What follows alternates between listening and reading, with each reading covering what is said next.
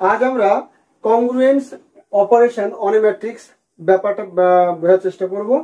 ঠিক আছে, তাহলে আগে জিনিসটা কি বলছে, let S be a set of all n by n matrices over a field F and a matrix B belongs to S is said to be congruent to a matrix A belongs to S if there exists a non-singular matrix P belongs to S such that B equal to P transpose AP। অর্থাৎ S হচ্ছে একটা ম্যাট্রিক্সের set, ঠিক আছে, যেখানে A S এর মধ্যে আছে, B ও S এর মধ্যে আছে। ঠিক আছে, তাহলে বিটাকে এর কংগ্রুয়েন্ট বলা হবে যদি এস এর মধ্যে আরেকটা নন সিঙ্গুলার ম্যাট্রিক্স পাই আমরা P, such that B equal to P transpose AP, মানে এই গুণফলটা বি চলে আসবে, তাহলে বলবো যে বিটা হচ্ছে এর কংগ্রুয়েন্ট। ঠিক আছে, পুরো ব্যাপারটা আমরা এখানে যে অঙ্ক কিভাবে থাকবে সে ব্যাপারটা পুরোপুরি আমরা একটা অঙ্কের মাধ্যমে করি।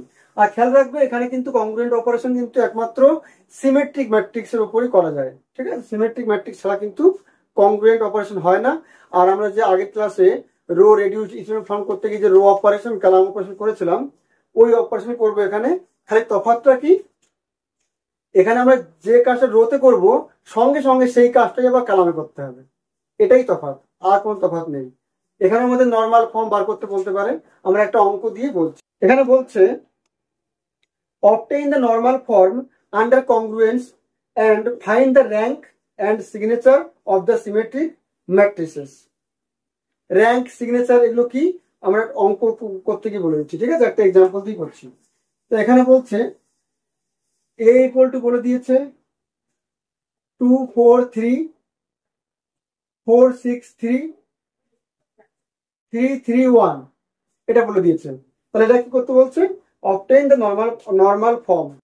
এখানে খেয়াল রাখবে যে আমরা যদি একবার এখানে হাফ দিয়ে গুণ করে এক করি তাহলে কিন্তু সমস্যা হয়ে যাবে। এখানে আমাদের কাজ থাকবে যে আমরা এক করার আগে ওই বাকিগুলোকে শূন্য করার চেষ্টা করবো আগে।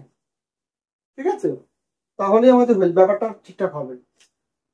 এক করার আগে এখানে এটাই একটু তফাৎ, কারণ আমাদের এখানে যে কাজটা রোতে করবো সেই একই কাজ কলামে করতে হবে। তো এই কারণে চেষ্টা করবো যে আগে এক করার আগে এখানে শূন্য করতে হবে। ঠিক আছে, অর্থাৎ এই কর্ণ ম্যাট্রিক্স তৈরি করতে হবে এটাকে। তাহলে আমরা এটাকে শূন্য করতে হবে, দেখো এর সাথে মাইনাস দিয়ে গুণ করে যোগ করে দিই, তাহলে R2 1 -2, আর এটাকে যদি শূন্য করতে হয় তাহলে দেখো আমি যদি এর সাথে -3/2 গুণ করে দিই, -3/2, তাই না? তাহলে 2 কেটে -3 আর +3 কেটে যাবে, তাহলে R3 1 of -3/2, মানে দিয়ে গুণ করছি, তাহলে এখানে 2 থাকবে, তাই এটাও শূন্য হয়ে যাবে, এটাও শূন্য হয়ে যাবে, তাই না? 4 3, তাহলে এর সাথে 2 গুণ করে এতে বিয়োগ করছি, তাহলে -8 মানে -2 হয়ে যাবে এটা, আর -2 গুণ করে যোগ করছি তাহলে -6 মানে -3 থাকবে, এটা ক্লিয়ার? আর এর সাথে -3/2 গুণ করে যোগ করছি, তাহলে -3/2 গুণ করলে কত হবে, 2 4 -6 + 3 -3 থাকবে এখানে, আর -3/2 গুণ করলে -9/2, এটা এখানে কিন্তু -9/2 হবে, +1 -9/2 +1 মানে 2 -7/2 -7/2, ক্লিয়ার? এটা আসছে। ঠিক সেম কাজ আমরা কলামে করবো, তাহলে কলামে কি লিখবো, C21, সেম কাজ লিখবো একদম সঙ্গে সঙ্গে, এটাই কাজ, আর কিছুই না।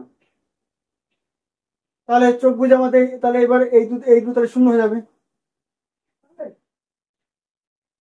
তাহলে এখানে শূন্য, তাহলে এখানে যা আছে তাই থাকছে, এখানেও শূন্য, এখানে যা আছে তাই থাকছে, খালি রোটাই কষ্ট হবে, কালাম কিন্তু কোনো কষ্ট হবে না। ঠিক আছে, যা ফর্ম ওই পাশ তাই করে দাও। তাহলে আবার প্রথম কাজটা কমপ্লিট। ঠিক আছে, এইবার আমাদের কাজ হবে পরেরটা। পরের কাজটা কেমন হবে, সে এখানে -2 আসছে, ঠিক আছে, এটাকে শূন্য করবো, তাহলে এটা শূন্য করতে কি করতে হবে, তাহলে এর সাথে কত গুণ করবো, R3 2, তাহলে এর সাথে গুণ করবো আমরা -3/2, তাই না? -3/2 গুণ করবো এটার সাথে, তাহলে যখন গুণ করে যোগ করে দিয়ে সঙ্গে, তাহলে কিন্তু এটা কত হবে, 2 কেটে +3 -3 কে শূন্য হয়ে যাবে। ঠিক আছে, তাহলে 2 0 0 0 -2 -3 0, এর সাথে যদি -3/2 গুণ করে যোগ করি তাহলে এটা শূন্য হয়ে যাচ্ছে, -3/2 গুণ করি এর সাথে তাহলে +9/2 প্লাস 4.5 আর -3.5 তাহলে +1 থাকবে। ক্লিয়ার?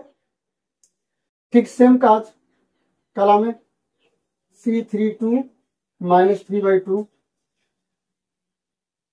মানে কালামে করবো, তাহলে 2 0 0 0 -2 0, এখানে 0 যাবে, খালি কিছুই না, 0 0 1। কালামের সময় কোনো কষ্ট হয় না। তাহলে দেখো অলরেডি আমাদের কর্ণ ম্যাট্রিক্স চলে এসেছে। এইবার আমরা এইগুলোকে এক করবো, তাই তো? এটা এক হয়ে রয়েছে, এখানে এখানে এক করবো। তাহলে একটা কিভাবে করবো? এখানে খুবই সিম্পল হবে, আমরা কিন্তু এখানে দুইতে ভাগ করবো না, ওইভাবে কিন্তু এখানে করা যাবে না একটা, কারণ যে কাজটা আমরা রোতে করবো সেই একই কাজ কালামে করতে হবে। এই কারণে আমরা এর বর্গমূল দিয়ে ভাগ করবো, অর্থাৎ R1 কে 1/√2 দিয়ে গুণ করব, তাহলে কি হয়ে যাবে? আর R2 কে -1/√2 দিয়ে গুণ করব, তাহলে কি হবে? ওটা √2 হয়ে যাবে, 0 0 0, এটা +√2 হয়ে যাবে, দেখো 0 0 0 1। ক্লিয়ার? আচ্ছা, এবার সেম কাজ কালামে করব, C1 1/√2 C2 -1/√2, তাহলে কি হবে? এটা এটা 1 হয়ে গেল, 0 0, এটা 0 -1 হবে, দেখো এটা 0 0 0 1। ক্লিয়ার? এইবার নরমাল ফর্মের ক্ষেত্রে আমাদের করতে হবে কি, এই পজিটিভ ওয়ানগুলোকে আগে রাখতে হবে, ঠিক আছে? তাহলে আমাকে এই দুটোকে চেঞ্জ করতে হবে, তাহলে দ্বিতীয় রো আর তৃতীয় চেঞ্জ করছি আমরা, তাহলে 1 0 0 0 0 1 0 -1 0, ঠিক আছে? সেম কাজ কালামে করব, C23 1 0 0, না C23 মানে এটা এভাবে লিখবো, এই দুটো কালাম চেঞ্জ করবো, অর্থাৎ 0 1 0, আর এটা লাস্টে যাবে 0 0 -1। তাহলে এটা হচ্ছে আমাদের ফুললি নরমাল ফর্ম হয়ে গিয়েছে, এর নাম দিচ্ছি বি। তাহলে র্যাঙ্ক, দেয়ারফর র্যাঙ্ক অফ এ, যেটা ছিল আমাদের, কতগুলো নন জিরো এসছে? 3, র্যাঙ্ক 3 হবে। আছে সিগনেচার, তাই তো? তাহলে এখানে ইন্ডেক্সটা কি? ইন্ডেক্সটা হবে, ইন্ডেক্স হবে তোমার এখানে যতগুলো পজিটিভ 1 এসছে সেটা হচ্ছে ইন্ডেক্স। আমরা এখানে ইন্ডেক্স 2 যদি বা চাইনি অঙ্কের মধ্যে, চাইতেই পারো। তাহলে আমাদের কংগ্রুয়েন্স অপারেশনে ইন্ডেক্স চাই, তাহলে প্রথমে আমরা এইভাবে করে নেবো, লাস্টে যতগুলো +1 আসবে, মানে দুটো এসছে, তার মানে ইন্ডেক্সটা 2, ঠিক আছে?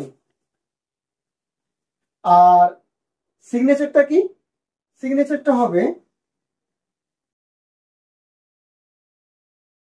সিগনেচার হবে এক কথায় এদের যোগফল, মানে সূত্র হচ্ছে এমনি এটা 2m - r, এটা সূত্র, এমটা হচ্ছে ইন্ডেক্স আর আরটা হচ্ছে র্যাঙ্ক।